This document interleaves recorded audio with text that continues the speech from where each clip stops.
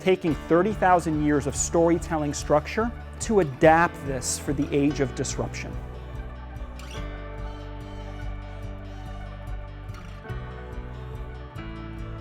Whatever big narrative you build, it's only as real as people's relationship to it. Today we had a room full of innovators, of change agents, marketers from some of the biggest companies, from Facebook, Google, Microsoft, folks who are inventing and building the future, dealing with a highly technical, complex subject. How do you humanize it? Your own personal story is inextricably linked to whatever you're sponsoring in your organization.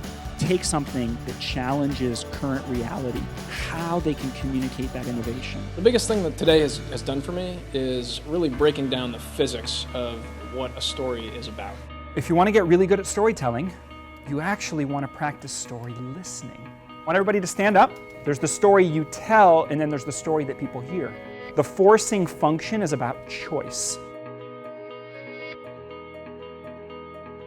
Today's session really helps people get better at connecting their work lives with the stories that they want to tell, the narratives that they want to tell about themselves and their companies. How do you frame and architect the narrative in a way that's going to be as inclusive as possible? We're hardwired to find ourselves in each other, the invisible lines of connection.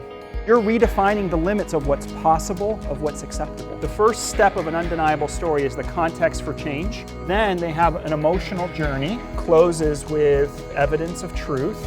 Biggest impact is what elements of the audience do you focus on? How do you deal with those emotions? It's something like that. What are the shifts? Sort of the old story, the new story, point, counterpoint.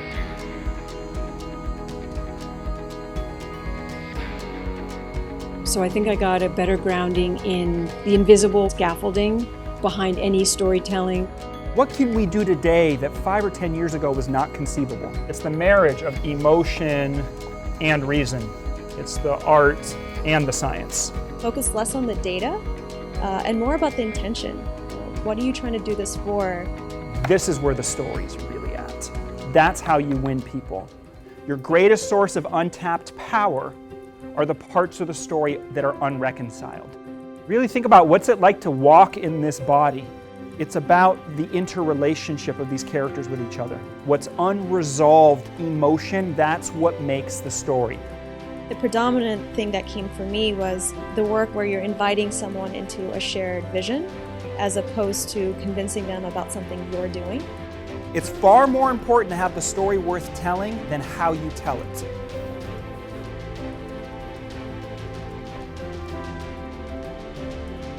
Great stories happen to those who can tell them.